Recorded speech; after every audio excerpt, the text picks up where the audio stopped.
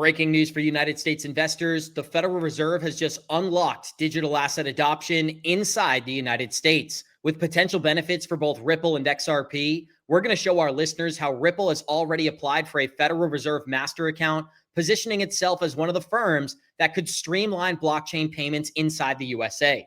We're also going to break down how a massive supply shock is on the horizon for the XRP community with the Clarity Act, ETFs, stablecoins, tokenized assets, and now XRP treasury companies going live on the NASDAQ. We're going to break down how a massive price run could be on the precipice here, leading the XRP community to be wealthier than they've ever been before.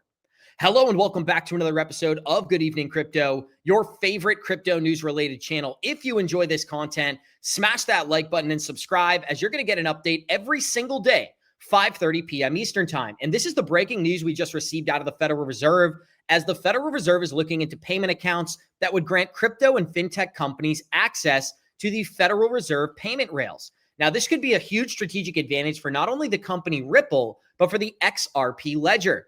By granting access to stablecoin issuers and payment innovators, this proposal aligns with Ripple's focus to bringing TradFi technology into the blockchain space. This could accelerate XRP's role in real-time payments, especially if Ripple's pending U.S. banking license combines with Fed access to expand services like custody and tokenized assets inside the USA. This would also give Ripple a competitive advantage over many of the competitors that exist in the stablecoin market today.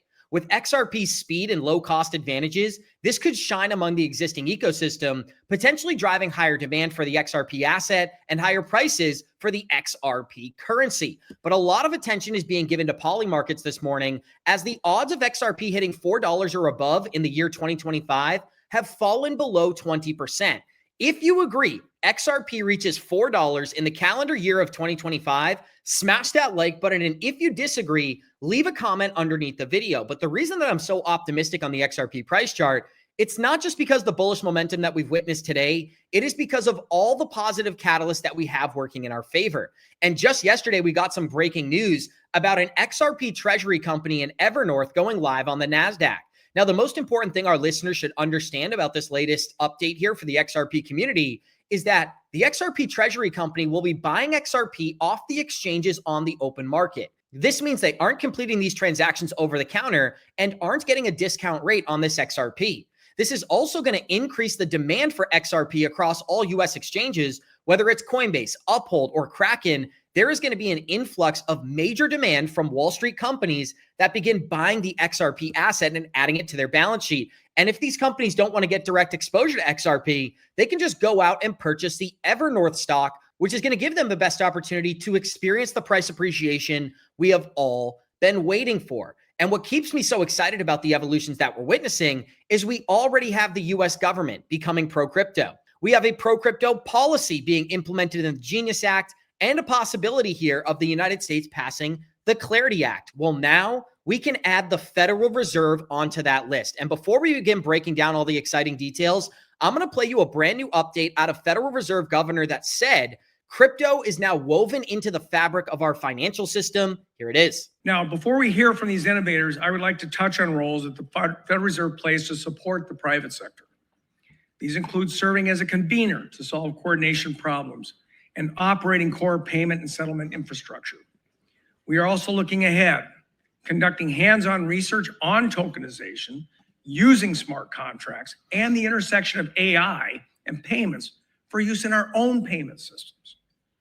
We do this to understand the innovation happening within the payment system, as well as to evaluate whether these technologies could provide opportunities to upgrade our own payment infrastructures and to enable us to have deeper conversations with the industry on these new technologies. So as we just heard from the Federal Reserve, crypto's here to stay in the USA, and even the Fed is acknowledging that this technology is going to be necessary to bring our traditional systems into 21st century. Now, the Fed has just changed the game for crypto payments, as Governor Waller's new skinny master account framework means very important things for the entire industry.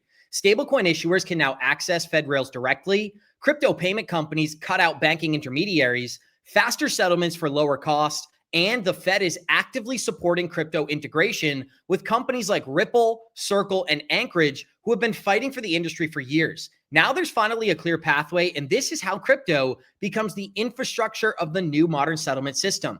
And I know there's a lot of people out there who are saying, well, how does this impact XRP's price? Well, direct access to the Federal Reserve payment rails enhances Ripple's credibility and XRP's utility as a bridge asset for instant low-cost cross-border payments. This is potentially capturing a significant share of the $1 trillion market by integrating with FedNow and aligning with ISO 20022 standards. This could all drive XRP demand, increasing the price and fostering institutional adoption by streamlining global transactions while reducing reliance on traditional intermediaries. And I think the most important part of this statement, it's not just that the Fed will have access to these rails directly, but that they're also cutting the intermediaries out, the ones who steal 5, 6, 7% on every transaction. Those are going to be removed from the system. And with all of this new demand coming into the market, we've got treasury companies, we've got ETFs, we've got Wall Street ready to start buying these assets in a way we've never seen before. We have to start planning for the supply shock that we've been anticipating for a very long time. And to start off this conversation, I thought it would be valuable to kind of go over the XRP market cap multiplier with a very simple explanation here out of CLAVER. Now, what's so exciting about the XRP market cap multiplier is that we actually saw this in effect just a couple of weeks ago. When the price of XRP began to fall, the order books were so thin that it began this cascading effect of the XRP price selling low and lower.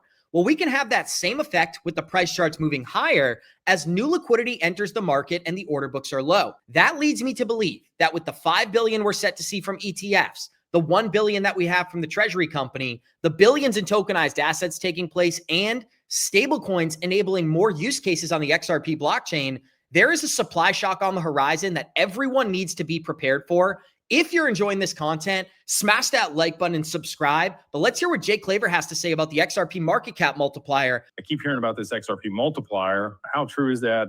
And do you have an example? So here's the piece on that.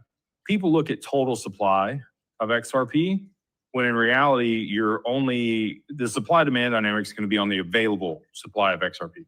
So that's the multiplier that you're getting. There might be 2 billion XRP left on exchanges, probably less than that. If you included retail and what they're going to exit or sell, if we saw a $10, $20, $50, $100 XRP, you'd see some retail liquidate positions for sure. Maybe you get another billion float on to the exchanges if we see those types of numbers, in addition to what's available on the exchanges. Retail doesn't hold more than, maybe 1.2 to 2 billion total XRP. In my personal opinion, Digital Wealth Partners currently has about, 200 million of that under management. So effectively, by my calculations, about 1/8 of retail's XRP currently sits with Digital Wealth Partners. So beyond that's the reason there's a multiplier effect. So if you only had, let's say it's 2 billion out of 100 billion, you'd be that 50x that like Zach Rector talks about. It's total supply versus available supply.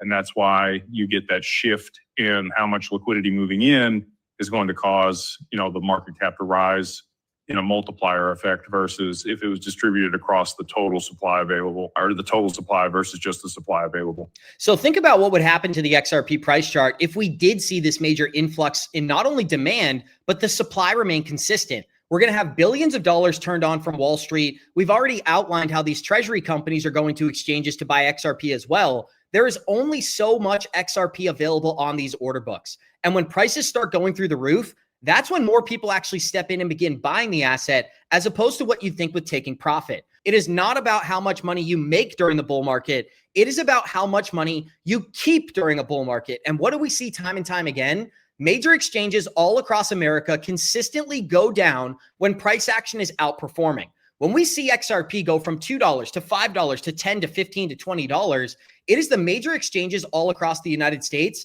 that will be shut down and not allow people like ourselves to take profit. Now, one of the very simple things we can do to give ourselves an advantage is having limit orders in, buying these assets when they're crashing, selling these assets when they're pumping. Having those limit orders set on exchanges is going to give you the best chance to actually get those transactions through. But for the average retail investor, they're not setting themselves up for success in this way. And as we begin to see more and more institutional adoption and accumulation of these assets, it is the informed XRP investors that either have their profit plans in place or are planning not to sell at all that will end up being most successful during this crypto bull market. So if you want to set yourself up for success, Click on the link below and sign up for Merlin today. But it's not just about the ETFs and the settlement layers. It is also about the tokenization of real-world assets. And we've begun to see many of the biggest companies on the planet become very outspoken about the potential of these digital asset ecosystems and the tokenization of real-world assets. Whether it's HBAR or XRP, BlackRock is involved. And we've showed you time and time again that BlackRock is going to be leading this narrative, bringing in the tokenization of real-world assets. Every stock, every bond will eventually be tokenized on a public ledger. And it's not because they want to make people like ourselves extremely wealthy. We are the outliers. It is because this technology gives these companies more control and a better system in order to operate and collect data. But with that being said, let's listen to what this person has to say about BlackRock and the inevitable tokenization of real-world assets. Larry Fink is now running, I believe, the World Economic Forum. He's acting chairman. And in addition to saying that everything, will be tokenized, he's said that everything will soon be on the same universal digital ledger or database, and that everything on that database will have a unique identifier number. So for you as an individual, your identifier number will presumably be your digital ID or directly linked to that. But everything will have a digital ID. The tokenization agenda in particular seeks to tokenize not just assets that we traditionally think of, like real estate, for example, or gold, or physical assets as well as digital assets like Bitcoin. There's a major effort connected with people like Fink, and also people like Mark Carney, who's now Prime Minister of Canada, to tokenize the natural world and transform it into financial assets. And there was an attempt to do this to an extent under the Biden administration, I believe through the Department of Interior, with natural asset corporations, but that has not gone away. And there are groups, for example, one of the creators of the ETF model originally, which BlackRock now owns, iShares. His name is Peter Knez, I think is how you pronounce it. He's trying to turn the Amazon rainforest into a digital commodity, sort of similar to Bitcoin in terms of like the scarcity idea that each hectare of the Amazon rainforest would represent a token, and then financialize it that way, and then each hectare would then have its unique identifier on the blockchain, and would be serviced by surveillance drones and all sorts of stuff. So even our most natural, the places we conceptualize as the most natural places on earth, these people want to come in, place surveillance technology and tokenize it and put it on a blockchain and use it to I would argue in the case particularly of natural asset corporations and the group behind it, the Intrinsic Exchange Group, they just want to open up a huge new asset class. They call it nature's opportunity, so that they can continue engaging in the same type of bad behavior that, for example, brought us the 2008 financial crisis. By quintupling basically the amount of assets currently in play.